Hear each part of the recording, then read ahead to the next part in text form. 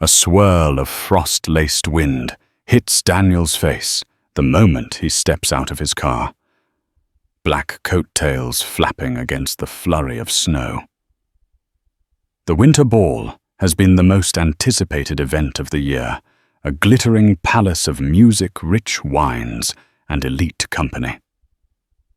But for Daniel, it's another stark reminder that he's walking in alone. He steels himself determined not to let memories of the past taint his evening. Then across the ballroom's grand foyer, he catches sight of her Eleanor, his ex-wife. She isn't alone. She's holding the hands of 4 children who each carry the exact color and shape of his own eyes.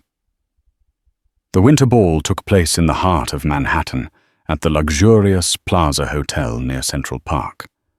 Crisp December air clung to Daniel White's every breath as he made his way past doormen who greeted him with polite nods. The swirling lights of the city reflected on the fresh snowfall, granting an almost fairy tale aura to the evening. Inside, the hotel's lobby dazzled with poinsettias, golden wreaths, and artful Christmas trees. The florid notes of a string quartet wafted through the corridor, luring him toward the grand ballroom. Daniel, 37 years old, had always been considered dashing. Tall with a chiseled jaw and haunted green eyes, he moved with a confident grace that came less from ego and more from an innate sense of self. Yet tonight, an uninvited pang of loneliness gripped his heart. Attending the ball alone was never his plan. Just a year ago, he had imagined standing here with his wife Elena on his arm, both of them in elegantly tailored outfits, exchanging polite smiles with Manhattan's elite, forging connections for their philanthropic endeavors. But life had taken a brutal turn. He and Elena parted ways under painful circumstances that still felt raw. Despite the veneer of normalcy, he attempted to wear Tom Ford suit perfectly, knotted tie, polished demeanor. Daniel felt like an open wound in the midst of a glittering crowd. Every decoration, every swirl of laughter, every passing perfume reminded him of the life he had lost. He tried to distract himself by thinking of small talk about his work at Harrington and White Investments, about the latest Wall Street Journal headlines about the real estate deals the firm had lined up. He thought of the people he might meet tonight. Potential clients, old friends, distant acquaintances like Teresa Wilson from his days at Yale, and donors who might support his cherished cause, the foundation he'd created in honor of his late father to fund scholarships for underprivileged kids. The grand double doors to the ballroom stood open, revealing a dazzling space, sparkling chandeliers, marble floors, and swirling couples in formal attire. As Daniel stepped across the threshold, he felt both an unsettling excitement and a sense of dread. Somewhere in this crowd, there could be a face from the past. Elena's face, perhaps, but in the swirl of suits and gowns, he couldn't immediately see her. He exhaled slowly, reminding himself that this evening was meant to be a fresh start, or at least a test of his ability to move on. After all, Elena had carved her own path, seemingly uninterested in the shared dreams they'd once built. He clenched his fists in his pockets. This night is for me, he thought. I'm going to enjoy myself, come what may.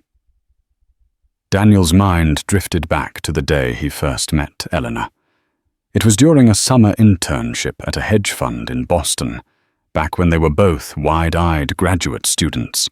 She was bold, brilliant, and carried an aura of mystery that captivated him. Elena's luscious dark hair framed her olive complexion, and her deep brown eyes flashed with ambition. She had come from a modest background in Montreux, Switzerland, and her accent, along with her fierce determination, made her stand out among the crowd of interns. Their attraction was instant, fueled by late-night strategy sessions and stolen glances at coffee breaks. By the end of the internship, they'd begun a relationship that seemed as bright and promising as their future careers. Within 2 years after they'd finished graduate school, he at Yale, she at Columbia, they married in a private ceremony officiated at a small chapel in upstate New York. His mother, Carol White, and her father, André de la Montagne, blessed the union with tears of joy. Yet as they built their careers, cracks began to form. Both were ambitious.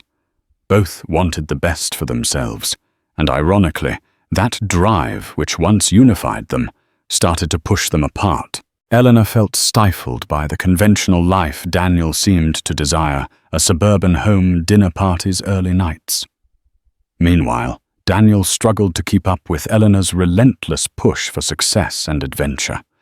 She took job opportunities in Hong Kong and Zurich, while Daniel remained in New York to care for his ailing father and to stabilize his fledgling investment firm, Harrington and White, which he co-founded with his best friend from college, James Harrington. Long, silent months apart replaced the passion they once shared.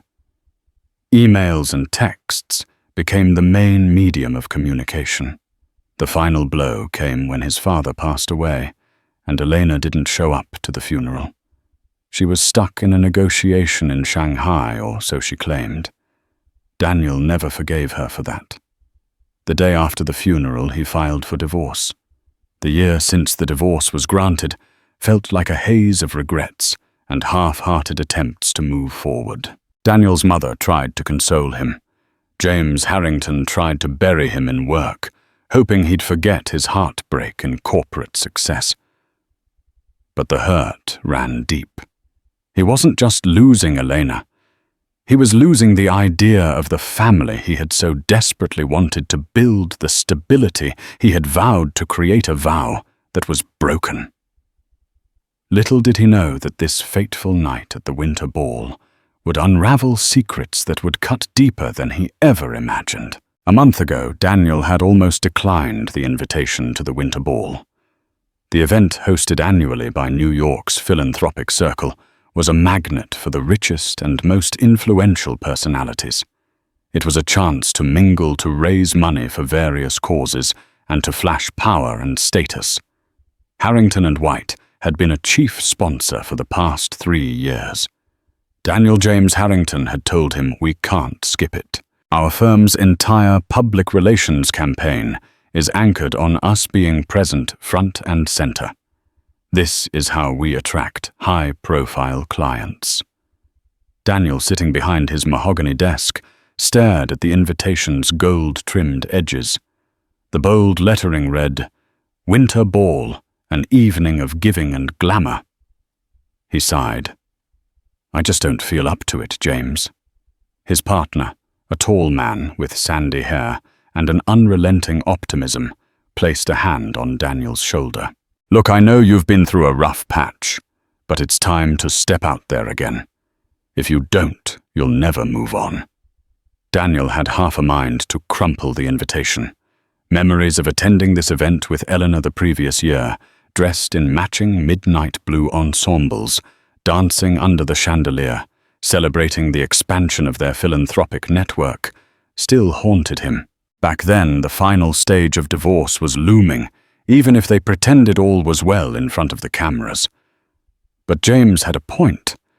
Daniel's philanthropic foundation needed exposure, and the firm needed him to show that he was still the confident leader they all relied on. Perhaps the winter ball could mark a turning point, a chance to re-enter society with his head held high. After all, what were the odds? Elena would be there. She'd been traveling the world, seemingly unconcerned with the philanthropic circuit in New York. Reluctantly, he wrote out his acceptance, sealed the envelope, and sent it back. The next day, he forwarded his measurements to his tailor for a new suit, an outward sign that he intended to move forward, even if his heart still lagged behind. The clink of champagne glasses and the resonant echoes of string instruments filled the grand ballroom. Women in sweeping satin gowns floated on the arms of men in crisp tuxedos. A faint scent of pine from the holiday decorations mixed with the sweet aroma of desserts placed at the buffet table. Daniel tried to relax by the refreshment station, swirling a glass of sparkling water.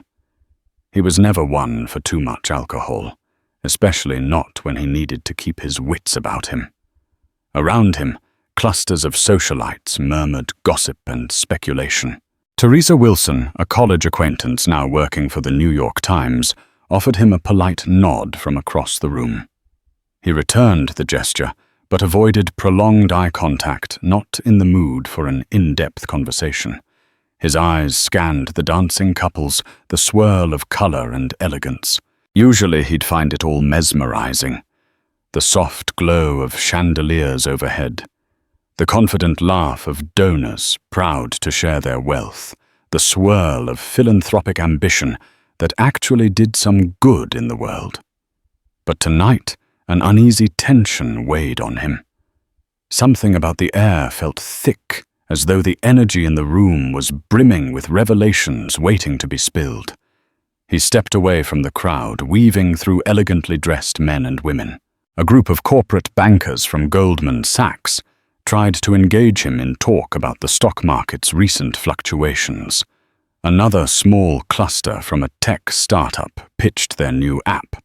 He feigned interest, made a few polite remarks, but found himself inching toward the corner of the room where a sense of quiet serenity reigned, just as he took a seat at a small table beside a pillar draped in silver garlands.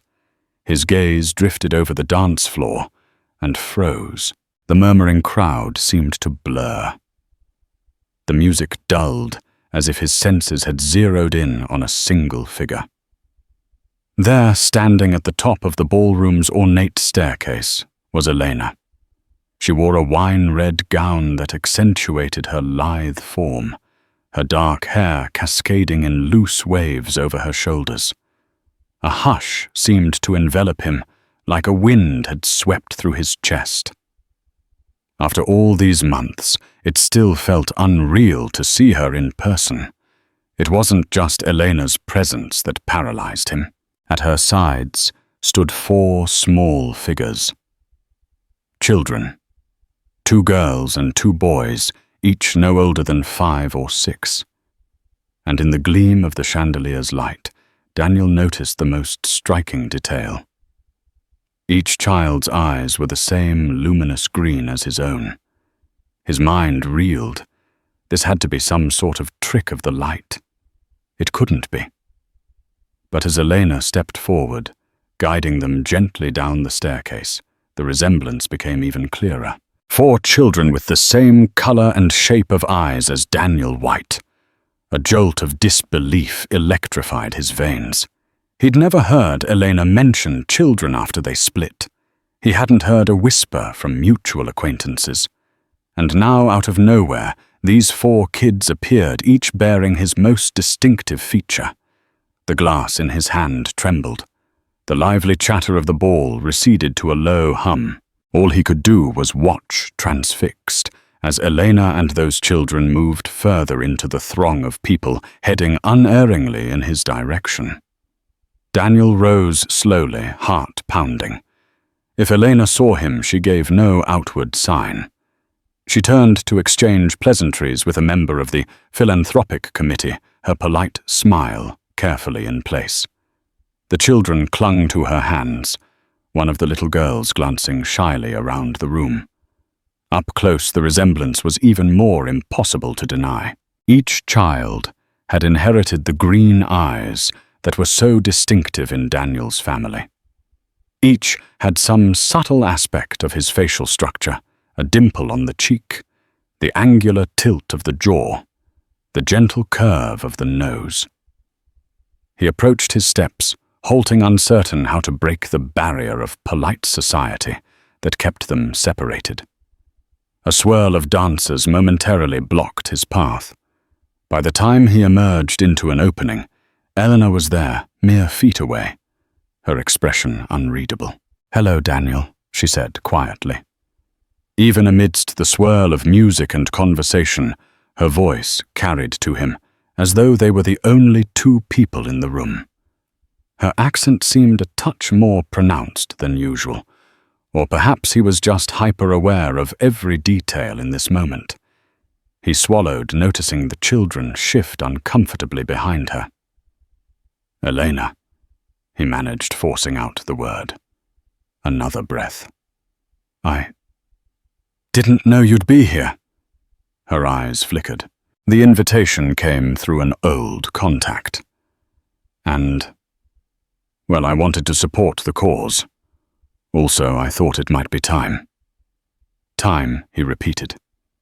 He let the word linger, casting a glance at the children, who were now standing awkwardly, clearly unsure of what was happening between the grown-ups. Time for what? She hesitated, and her gaze fell to the floor. Then, drawing in a soft breath, she said, "Time for you to meet someone." Turning, she placed a gentle hand on each child's shoulder. "Mon chéri," she whispered to the boy on her right. "This is Daniel. He's an old friend of mine." Daniel's heart twisted. Just an old friend. The boy looked up, wide-eyed, and offered a polite greeting. The rest followed suit, each voice small but distinct. Two girls, two boys all in a line. His mind whirled. He couldn't form the words to ask the burning question, the question that screamed for an answer. Instead, he forced a cordial smile. "How do you do?" "We're fine," replied the eldest boy, whose hair was chestnut, just like Daniel's was as a child. "My name's Sebastian." The others introduced themselves, Madeline, Florence, and Thomas. The mention of their names hammered in the reality of their existence. Daniel extended his hand tentatively, and each child shook it with a curious, polite manner that seemed unusual for their ages. At last he turned to Elena with an expression that must have pleaded for some kind of explanation. She read it clearly. "Daniel," she said in a low tone, "I didn't plan on bringing them here to shock you. But I thought maybe this was the right time to tell you the truth." A tumult of anger, confusion, and heartbreak welled up in him. He glanced around, mindful of the many guests who might be watching. "Perhaps we should talk somewhere private." She nodded. "Yes, let's go to the side lounge. The children can stay with my nanny for a moment." She turned and beckoned a woman standing discreetly by the door, who hurried over and led the children away. A dull roar filled Daniel's ears as he and Elena glided along the perimeter of the ballroom. Guests parted to let them pass, and in their curious eyes, Daniel caught glimmers of speculation. Once they reached the smaller adjacent lounge, an ornate room with plush armchairs and soft lighting, they stepped inside and shut the door. The silence in the lounge was suffocating. Elena stood by a fireplace, golden light flickering against her dress. Daniel remained near the door, as though unsure whether to enter fully or bolt. Finally, she motioned him closer. His voice, when it emerged, trembled with barely contained emotion. Are they mine?" Elena studied him, eyes glistening. "Yes," she said, softly. "They are your children."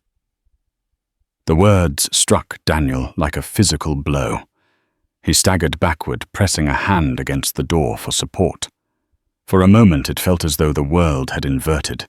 The walls closed in his breath, caught in his chest. He tried to reconcile the reality of what he'd just heard with the life he'd been living alone.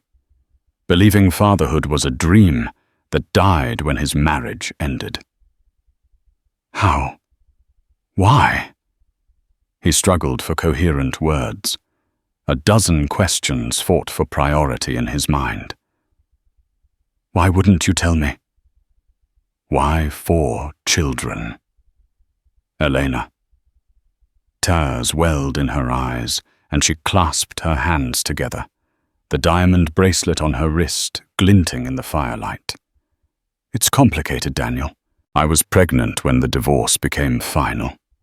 I discovered I was carrying twins at first. But there was more to it. It was a complicated pregnancy that I had to keep under the care of a specialized clinic in Geneva. She paused, swallowing hard. I couldn't bring myself to tell you. We were both so angry, so hurt. And after the funeral of your father, I felt like there was no place for me in your life. No place for my burdens. Burdens, he snapped, voice rising. They're children, Eleanor. Our children. You denied me the chance to be a father. She flinched. I know. I was selfish. I was scared. My father convinced me it might be better this way. He wanted me back in Switzerland, away from the complexities of our relationship. A pounding ache built behind Daniel's eyes, half fury, half heartbreak. He remembered Elena's father, André de la Montagne, proud, aristocratic, always disapproving of Daniel's American roots, but 4 of them. Elena, how old are they? She let out a trembling sigh. Sebastian and Madeline are 6. Florence and Thomas are 5. Yes, I was already pregnant once before the divorce process, and it was a complicated timeline. I found out I was expecting Florence and Thomas much later. The pregnancies were nearly back-to-back. I kept it hidden under the chaos of traveling, and I found ways to manage without letting you know. Daniel closed his eyes. Waves of disbelief washing over him. For all this time, you never once sent me a clue. Never told me you'd had them. Tears slipped down Eleanor's cheeks. I wanted to multiple times, but each time I gathered the courage, something stopped me. Your mother's health issues, the business expansions, and your anger. We left things so bitterly. I thought I could protect the children by keeping them away from a toxic environment. She shook her head. I see now. That was a mistake. Mistake. He barked a humorless laugh. It's so much more than that. Elena, you've robbed me of 6 years of fatherhood. I could have known them, raised them. She lowered her head. I'll never be able to make that up to you or to them, but I can try to fix it now if you'll let me. Daniel sank into an armchair, his limbs numb. This revelation turned his world inside out. For so long he'd thought fatherhood was an unreachable horizon, especially after the divorce. Now he had children, 4 living, breathing children who bore his eyes, his features, his lineage. He wanted to hate Eleanor, to rage at her for this injustice. But a quiet voice in his heart reminded him of how he'd once loved her, how complicated their parting had been. You should have told me, he whispered, pressing his palms to his eyes. I would have been there, no matter what was going on between us. That's a choice you made for both of us, and it wasn't yours to make alone. Elena knelt before him, voice quivering. I know. I'm sorry, Daniel. Please let's talk about how to move forward for the children's sake, if nothing else. He looked at her, seeing the raw fear and regret.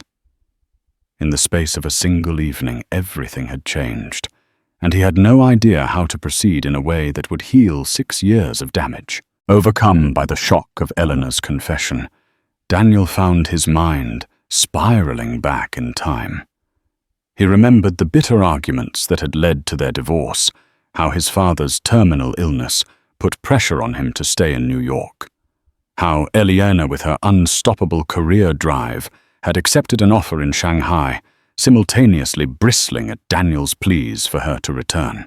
He recalled the day he discovered the plane tickets she'd booked not just for business, but for a possible permanent move overseas. The day he confronted her, they both said things they could never take back. "You'll never be satisfied with who I am," he'd accused. "You don't want a partner, you want a trophy wife." She retorted, eyes blazing.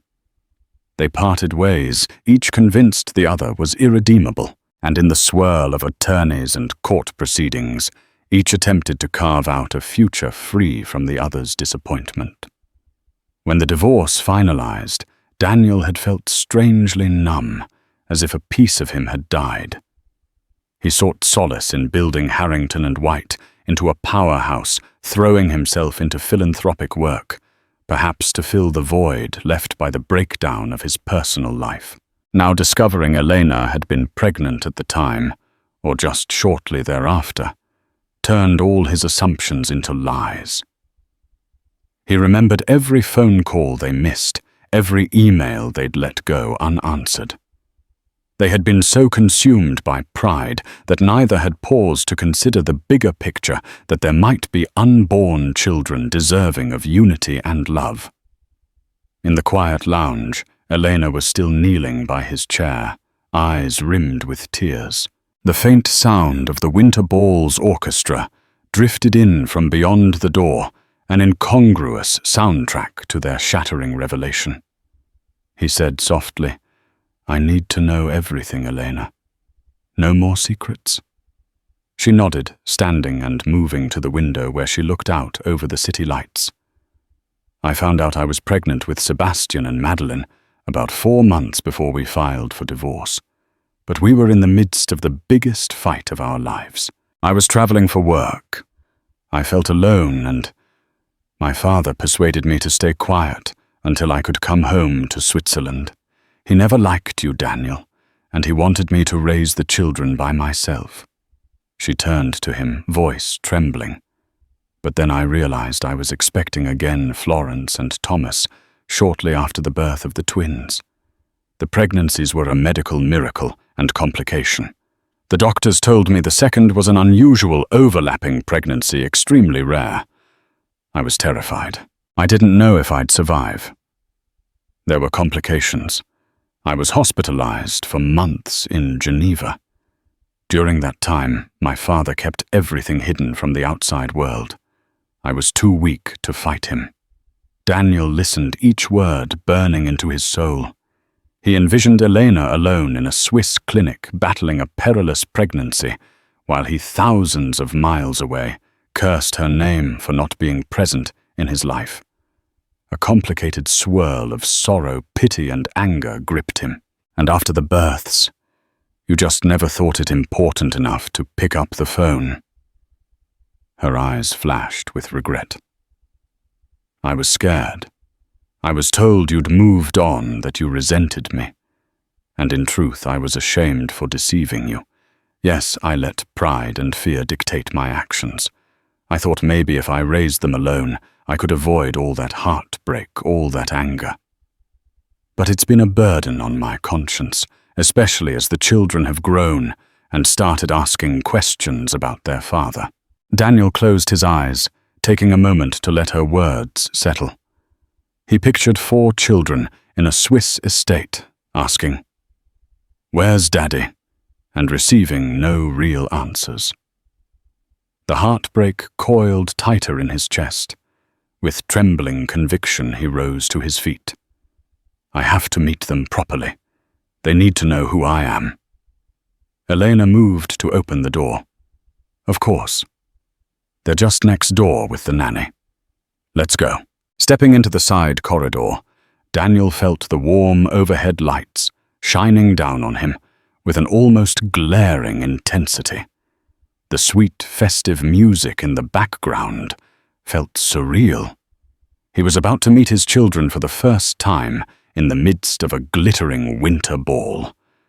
In a small antechamber, the 4 children sat in a circle with their nanny, a petite woman named Dominique, who was reading them a story to keep them occupied. As soon as Elena and Daniel entered, the children looked up, their wide green eyes fixed on Daniel. Madeline, the older girl, peered at him with curiosity. "You look like me," she said quietly, as if discovering something extraordinary. Daniel knelt, feeling tears prick at his eyes. "I guess we do look alike," he replied. Sebastian, the older boy, placed his hands on his hips with a surprising note of confidence. "Maman says you're very important in New York. Are you a prince or something?" Daniel couldn't help a small smile. "No, I'm not a prince. I just help run a company. And I do some work helping others." Florence, a shy girl, nestled closer to her nanny. "Are you a good man?" she asked, her voice small. The question speared Daniel's heart. He glanced at Elena, who was silently watching, tears shimmering on her lashes. Carefully he answered, "I try to be. I'm not always perfect, but I do my best." Thomas, the youngest, touched Daniel's tie. "I like your tie," he said, smiling. Elena knelt beside Daniel, resting a hand on Thomas's shoulder. "Kids, I want you to know that Daniel is someone very important to me, and to you." She paused, her gaze flickering to Daniel. "He's your father." The words settled over the room. There was no thunderous reaction, no immediate meltdown, but rather a kind of hushed awe. Madeline was the first to speak again. "That means you love us." Daniel swallowed the lump in his throat. "More than I can say. Even though we're just meeting, I already feel that you're the most precious gift I could have." Sebastian studied Daniel with a pensive look. "Then why didn't you come see us before?" A flash of guilt twisted inside Daniel, though the fault wasn't truly his. But how could he explain that? He glanced at Elena, who placed a gentle hand on Sebastian's shoulder. "That's my fault," she said. "I didn't tell him where we were.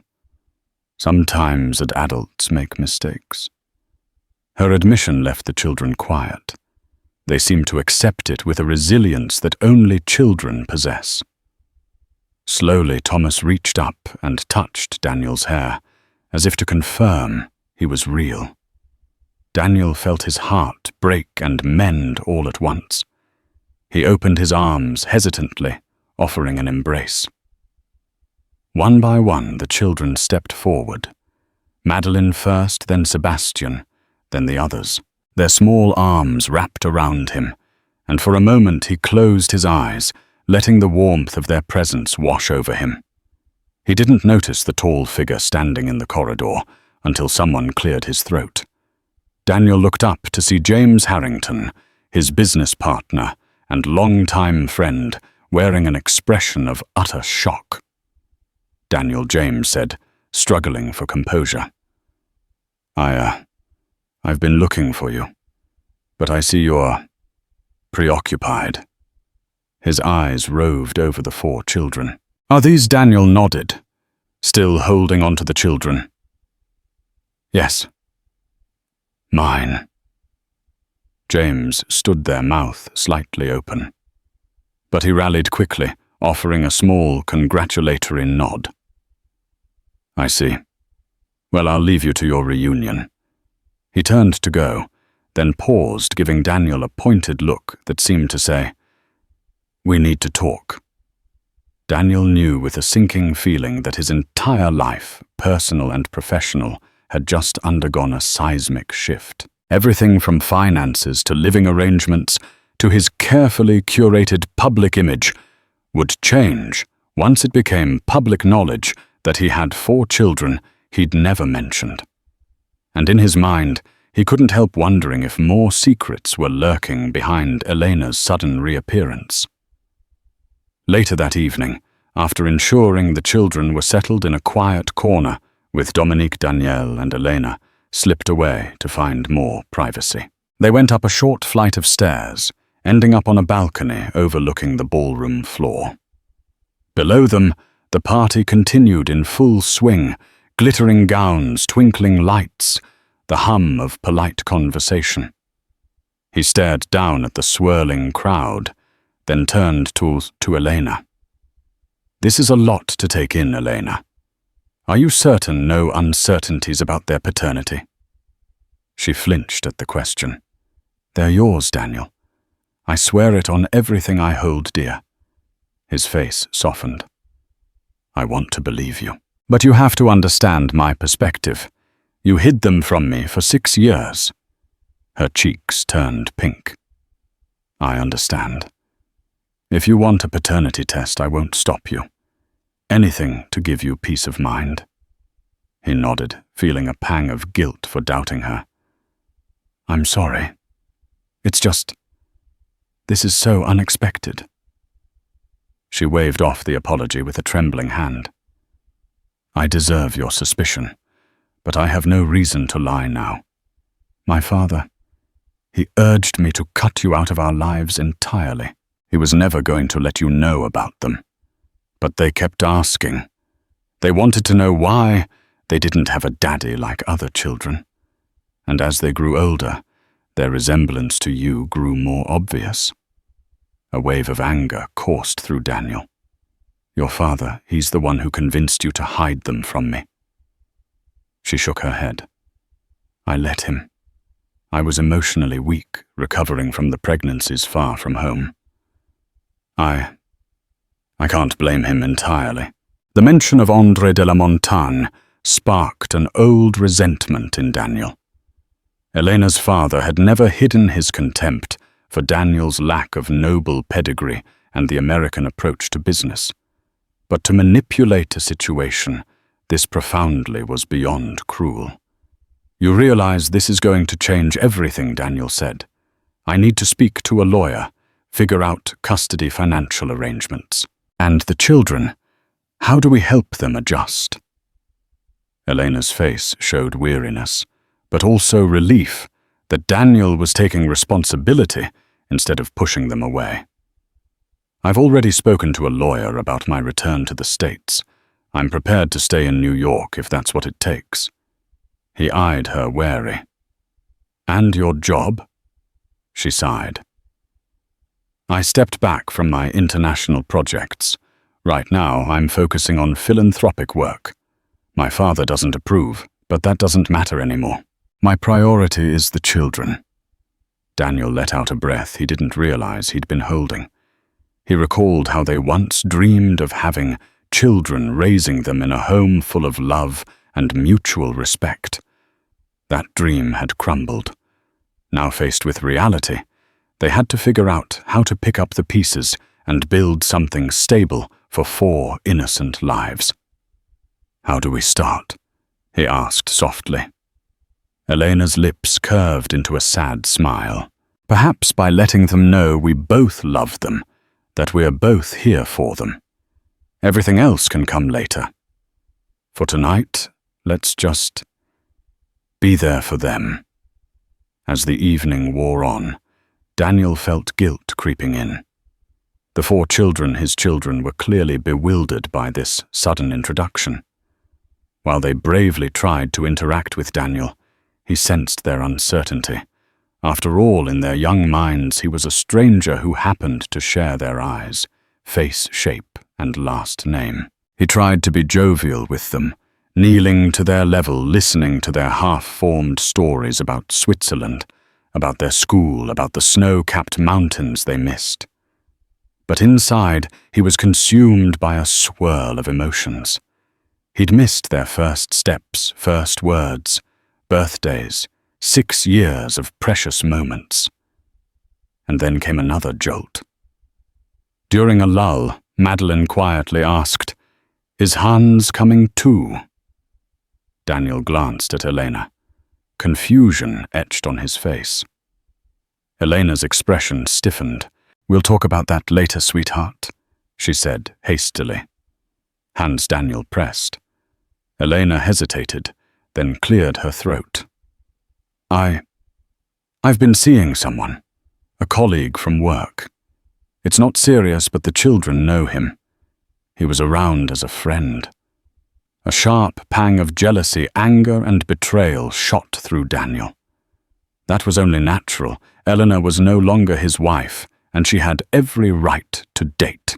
But the thought that another man, had been a figure in his children's lives, even if just tangentially set his teeth on edge. He fought to keep his voice calm. "So he's been around the children," Elena nodded, looking away. "They like him, Daniel. He's been kind to them." Daniel swallowed the bitterness rising in his throat. "I see," Sebastian piped up. "Hans takes us sledding. He helped me make a birdhouse once." The image of another man, stepping into fatherly roles, stung Daniel deeply. Yet he forced a polite nod. "That's nice of him." Elena quickly changed the subject, offering the children a plate of mini pastries from a passing waiter. But Daniel's thoughts lingered on Hans. He wondered if Hans had become a paternal figure, if the children would look to him instead of Daniel. By the time the ball was winding down, Daniel had endured the well-meaning small talk of acquaintances who admired the adorable children, asking whose they were. He offered vague smiles and quick answers, uncertain how to handle such personal inquiries. Outside, the snowfall had intensified, blanketing the city in white. Daniel stood with the children under the glowing street lamps, waiting as a valet brought around 2 cars. He felt an unspoken tension with Elena by his side. They were 2 estranged individuals, forced back together by the existence of these 4 precious lives. "Where are you staying tonight?" he asked her. "At the Ritz, for now," she replied. "I didn't know how you'd react, so I didn't make longer-term arrangements." He nodded. "That's fine. Look, tomorrow I'd like to spend more time with them. Can we arrange that?" Elena studied him, relief softening her features. "Of course. They need to know their father." Daniel forced a tiny smile at the word father, still grappling with the weight of it. Then, as the children climbed into the waiting SUV, Daniel laid a gentle hand on Elena's arm. "Thank you for telling me, even if it's late." She gave him a somber nod. "And I'm sorry." In the hush of the swirling snow, Daniel watched as the vehicle pulled away. He stood there a long time, staring into the winter night, silently vowing that whatever happened next, he wouldn't abandon those children. No matter how painful the transition, they were his, and he was theirs. The following morning, Daniel woke in his penthouse apartment overlooking Central Park. Sleep had eluded him for much of the night visions of 4 bright-eyed faces populating his restless dreams. He rose early, brewing a pot of strong coffee as he mulled over the next step. He called his mother Carol White, who lived in a quiet suburb in Connecticut. It was time she heard the news. When he told her she had 4 grandchildren, the coffee mug almost slipped from his hand as he heard her reaction.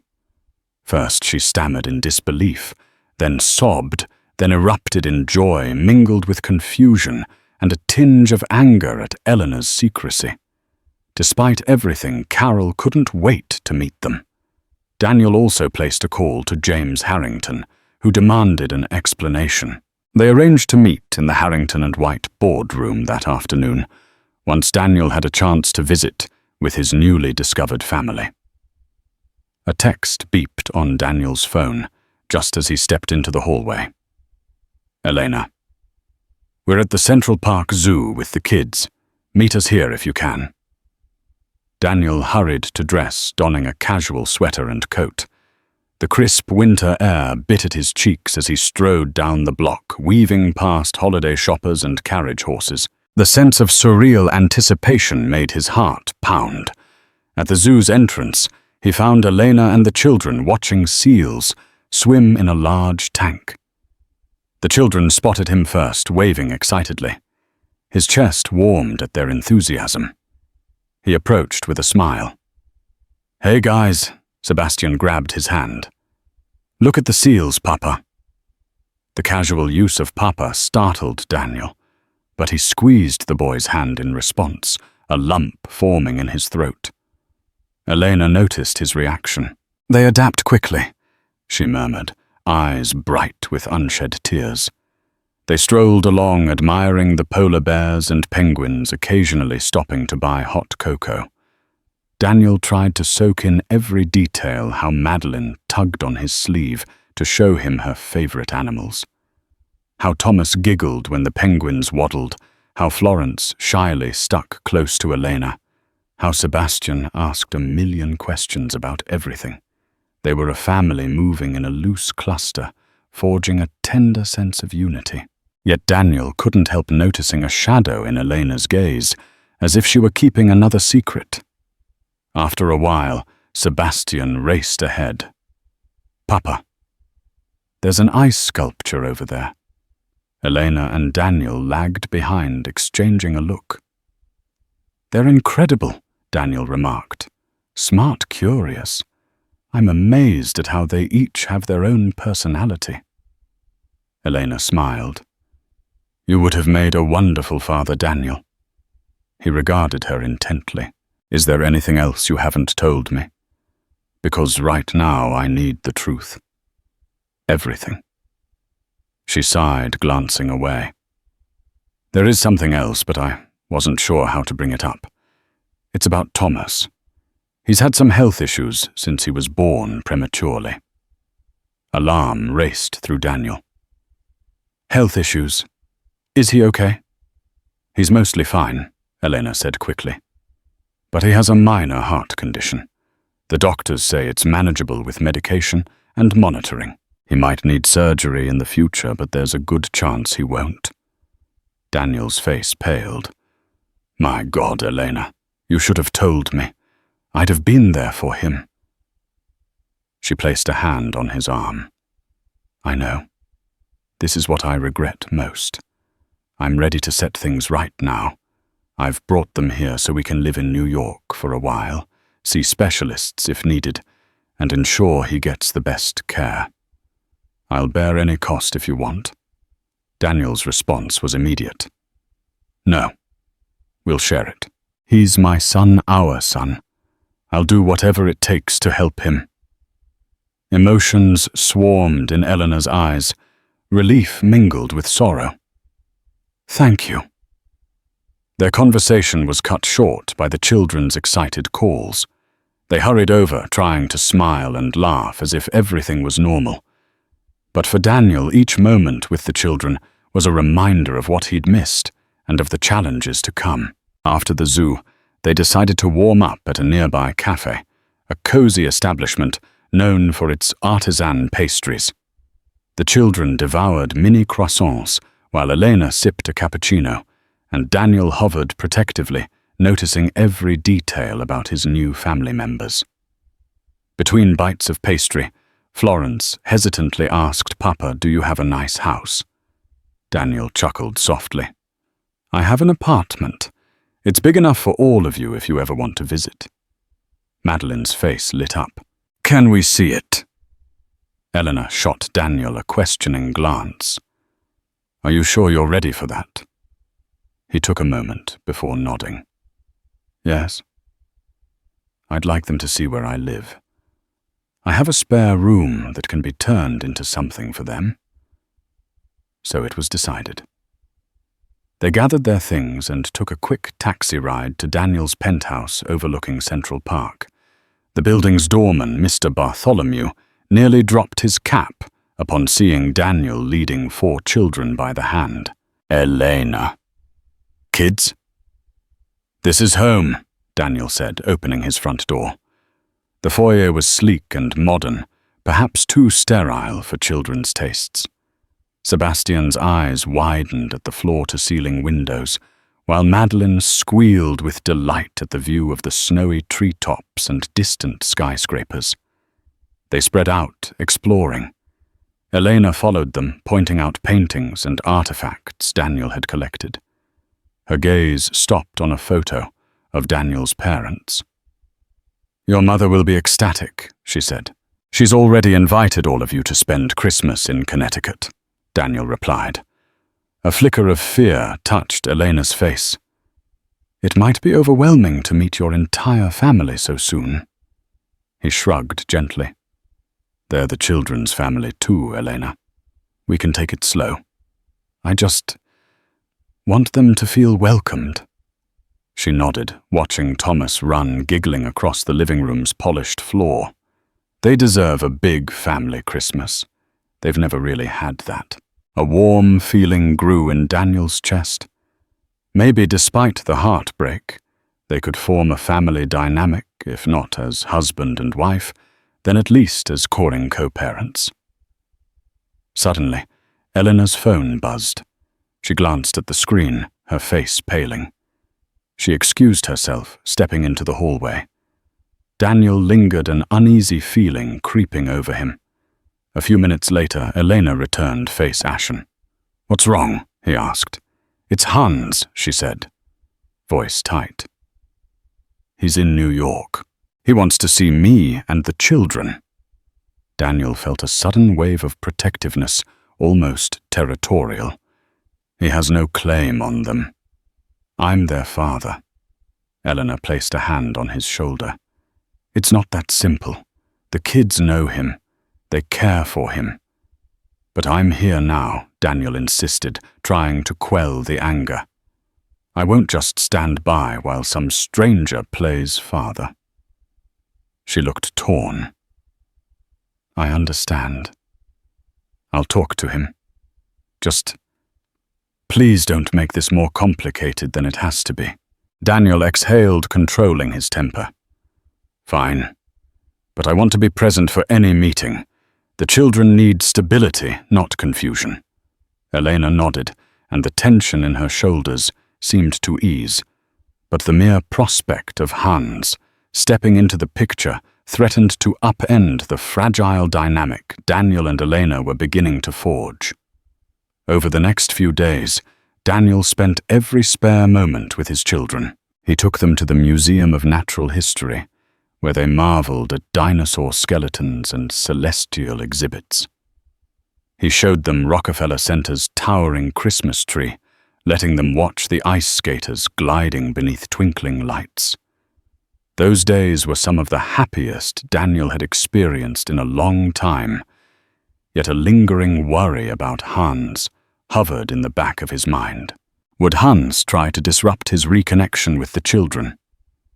One afternoon, while Elena and the children were napping in their suite at the Ritz, Daniel went to his office to meet James Harrington. Sitting in the sleek boardroom with glass walls overlooking Manhattan, Daniel braced for James's barrage of questions, so James began leaning forward. 4 kids. Daniel. You have no idea the shockwaves this is causing among our investors and clients. They're all calling me asking if there's some scandal or if we've been hiding something. Daniel pinched the bridge of his nose. I didn't know, James. Believe me, this was as much a surprise to me as it was to the world.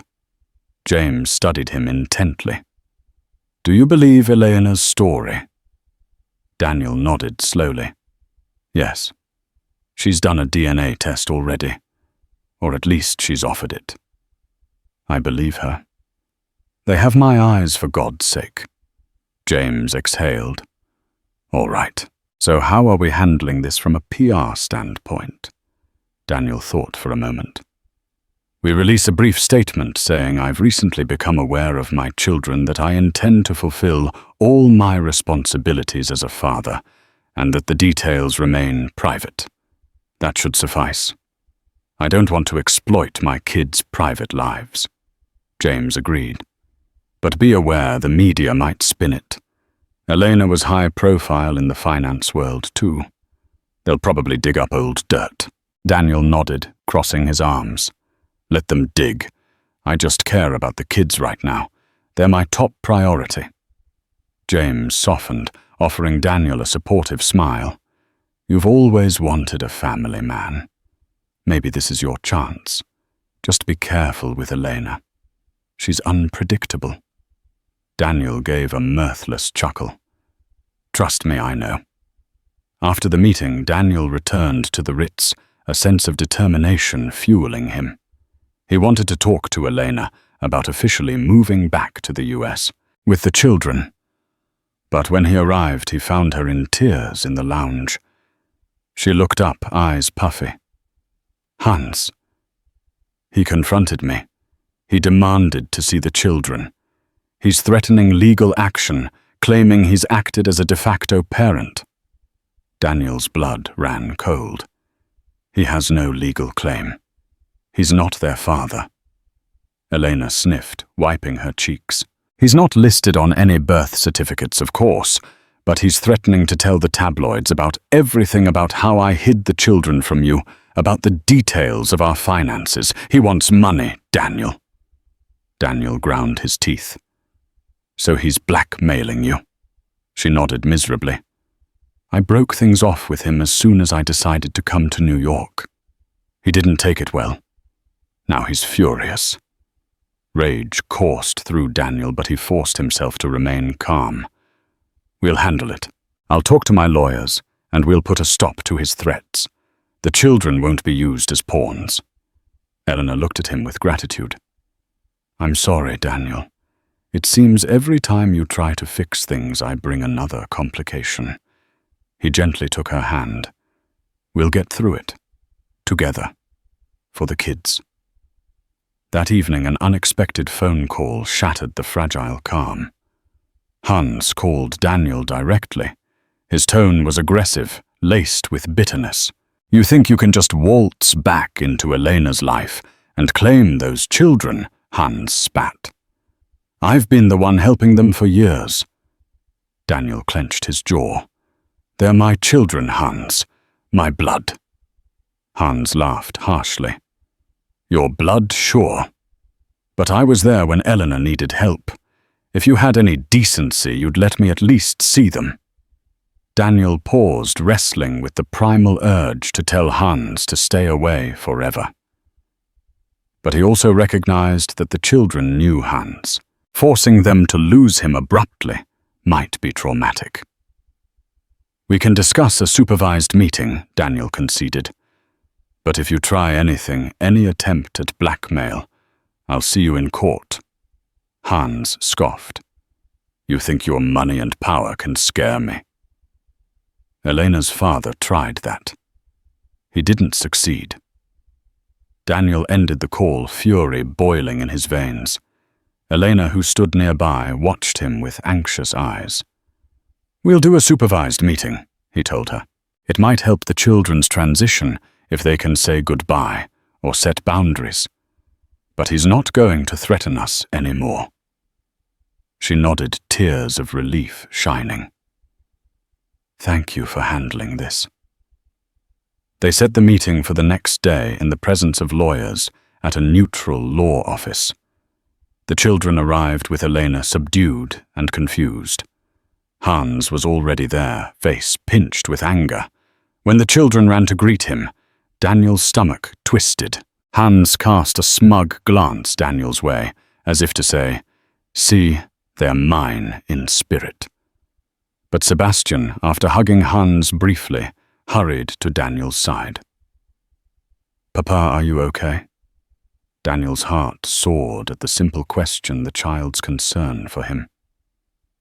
"I'm fine, buddy," he murmured, tousling Sebastian's hair. The negotiations that followed were tense.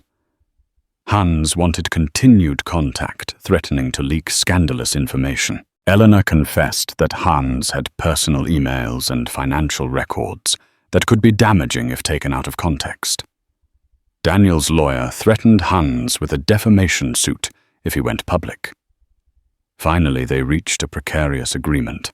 Hans would receive a severance of sorts, a lump sum from Elena's personal funds, and would agree to no future contact with the children unless they requested it themselves once they were of age. It wasn't an ideal solution, but it would stave off immediate scandal and harassment. The children seemed unsettled as Hans gave them a final hug. Thomas clung to him for a moment, tears glistening in his eyes. Daniel's chest tightened at the sight, but he tried to remain stoic. Hans left abruptly, slamming the door behind him. Outside the office, Eleanor knelt to comfort the children, tears streaming down her cheeks. Daniel joined them, feeling the weight of these events pressing down on their small shoulders. In that moment, he promised himself he would never let them feel abandoned again. In the weeks that followed, life settled into a new rhythm. Elena and the children moved into a rented townhouse near Daniel's apartment. Daniel spent his weekends showing them American traditions, like decorating a Christmas tree, baking cookies, and practicing English holiday carols. The day finally came for the children to meet Carol White, their grandmother in Connecticut. Despite the tension and swirling emotions, the meeting was a joyous occasion. Carol wept openly as she embraced each of her grandchildren, scolding Elena only briefly for keeping them hidden for so long. Christmas morning found them all gathered in Carol's cozy living room. Snow fell softly outside. The children squealed over presents, and Elena found herself welcomed warmly, surprisingly so, by Carol's motherly grace. Daniel, dressed in a comfy sweater, took time to reflect on how drastically his life had changed in mere weeks. He now had the family he had once dreamed about, though not in the way he'd imagined. Eleanor and Daniel still had much to resolve. Their romantic relationship remained uncertain. Old wounds and betrayals lingered, but so did a lingering thread of love. They'd begun counseling, determined to co-parent effectively. Whether or not they would reconcile as a couple remained to be seen. One late night after the children had gone to bed, Daniel and Elena sat on his penthouse balcony. The city lights twinkled below the hush of snow, making the moment feel magical. Elena leaned her head on Daniel's shoulder. "Do you think we could ever be a family again?" she asked. Daniel slipped an arm around her, 1,000 thoughts flooding his mind. "I think we already are a family," he said softly. "Maybe not the conventional kind, but we'll figure it out." Elena gazed at him, a small smile curving her lips. "Thank you," she whispered, "for giving us another chance." He closed his eyes, inhaling the crisp winter air. "Thank you for letting me be a father." They sat there for a long while, listening to the distant hum of the city, their hearts brimming with the complicated, fragile hope of a new beginning. Thank you for joining us on this emotional journey of heartbreak, hidden children, and the fragile hope of new beginnings. Daniel's story reminds us that even through betrayal and pain, love and forgiveness can lead to unexpected miracles. If this touched your heart, don't forget to like, share, and subscribe. Your support means the world. See you in the next story.